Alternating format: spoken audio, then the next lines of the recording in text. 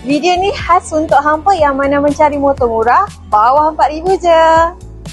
Ni dia lah hampa. Kita ada motor SM Sport 110E. Motor ni antara motor yang paling murah di dalam pasaran tau.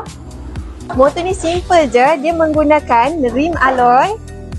Motor ni juga menggunakan brake drum depan dan juga belakang. So sesuai lah untuk kegunaan harian kan. Signal dan lampu pun terang je hampa. Lampu belakang pun terang tak hampa. Yang penting orang belakang pun nampak kita. Motor ini menggunakan absorber KYB dan menggunakan kunci lock anti-thief switch. Motor ni sesuai siapa yang cari motor yang basic-basic yang tak memeningkan kepala. Motor ni pun senang jaga tau. Maintenance dia pun rendah saja. Motor ni bukan untuk show off tau. Tapi motor ni untuk orang yang nak lebih jimat. So, untuk hampa yang dekat luar sana yang mana berminat dengan motor SM Sport 110E ni, hampa boleh isi form dekat bawah ataupun klik je link dekat bio.